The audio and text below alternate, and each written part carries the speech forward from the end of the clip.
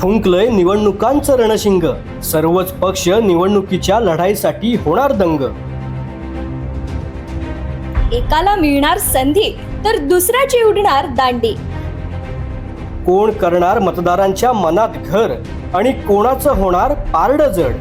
काय म्हणतंय लोकसभा आणि विधानसभेतील मतदारसंघात घडणारं राजकारण. जाणून घेण्यासाठी पहा न्यूज अनकटचं विश्लेषण. #राजकारण. नमस्कार, मी कृपा सपकाळ. नमस्कार, मी सिद्धेश दिलीप शिगवण. न्यूज अनकटच्या #राजकारण या कार्यक्रमामध्ये तुम्हा सर्वांचं स्वागत करतोय. आजचा विषय आहे काँग्रेस नेतृत्वाचे नात्या गोत्याचे समीकरण पुण्यात भाजपच्या पथ्यावरती पडणार. पुणे लोकसभा मतदारसंघामध्ये भाजपने दिलेल्या उमेदवाराला शह देण्यासाठी काँग्रेसने ओबीसी उमेदवार दिला तर पुन्हा या मतदारसंघावरती काँग्रेसला कब्जा मिळवणं शक्य असल्याचं बोललं जातं. मात्र काँग्रेसचे राज्यामधील नेतृत्व हे नात्या गोत्याच्या समीकरणात अडकून पडल्याने एक प्रकारे भाजपलाच हातभार लागणार असल्याची चर्चा आता रंगते. दरम्यान येत्या 4 दिवसांमध्ये महाविकास आघाडीचा उमेदवार काँग्रेसकडून जाहीर होण्याचे देखील संकेत मिळत आहेत. त्यातच पुणे लोकसभा मतदारसंघातून ज्येष्ठ नेते मोहन जोशी, विद्यमान आमदार रवींद्र धंगेकर, शहराध्यक्ष अरविंद शिंदे यांच्या नावाची प्रथमपासूनच चर्चा रंगली. मात्र ऐन मोक्याच्या क्षणी माजी उपमहापौर आबा बागुल यांचं नाव पुढे आलं. सध्या हे नाव आघाडीवर आहे. मात्र अन्य इच्छुकांचे मनसुबे यामुळे बिघडणार आहेत. त्यामुळे पुन्हा एकदा काँग्रेसमध्ये अंतर्गत राजकारण पेटलेलं बघायला मिळतंय. त्यातच मनसेचे वसंत मोरे यांनी मनसेला जय महाराष्ट्र करून कोणत्याही स्थितीत लोकसभा लढवण्यासाठी तयार असल्याची रोखठोक भूमिका मांडल्यामुळे काँग्रेसच्या उमेदवारीचा तिढा आणखीन वाढलाय. त्यात निवडणूक कार्यक्रम जाहीर होऊन आचारसंहिता लागू झाली.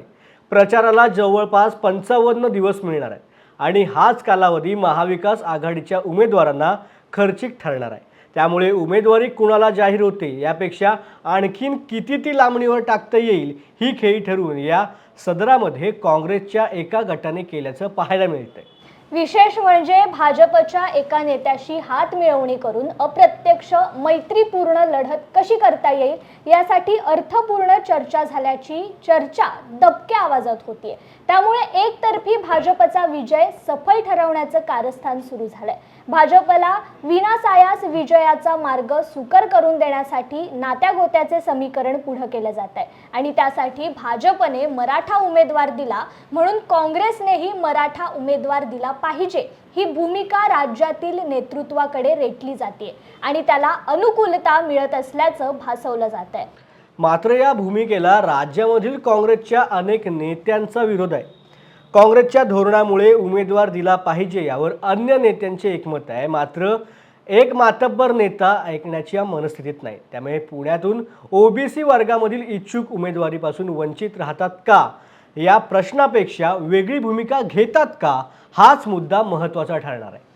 त्यातच भाजपने यंदा माजी महापौर मुरलीधर मोहोळ यांना संधी दिली आहे. मात्र ब्राह्मण वर्गाची नाराजी दूर करण्यासाठी प्राध्यापक मेधा कुलकर्णी यांना राज्यसभा खासदार केलं आणि मतांचे गणित जुळवण्यासाठी सुवर्ण मध्य काढला.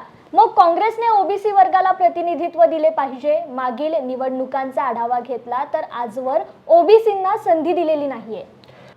त्यात सद्यस्थितीमध्ये राज्यात मराठा आरक्षणाचा मुद्दा तापलाय.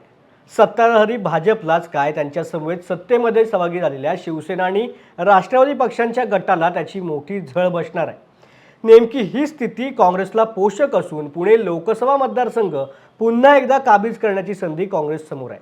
पण त्यासाठी ओबीसी वर्गाची मते निर्णायक ठरणार आहेत. परिणामी भाजपचा पराभव होऊ शकतो. असं असताना काँग्रेसकडून ओबीसी उमेदवाराला संधीपासून वंचित ठेवण्याचे कारस्थान काँग्रेसला मारक ठरणार तर आहे. शिवाय काँग्रेसचे लोक हेच काँग्रेस संपवत आहेत हे सध्याच्या घडामोडीत पाहताना स्पष्ट होत आहे असं राजकीय निरीक्षकांचं म्हणणं आहे.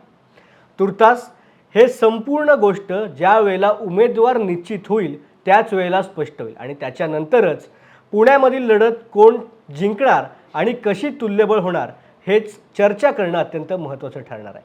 आता वेळ झाली ह्या विषयामध्ये इथेच थांबायची. पुन्हा भेटू एका नवीन विषयासह. तोपर्यंत पाहत रहा न्यूज अनकट.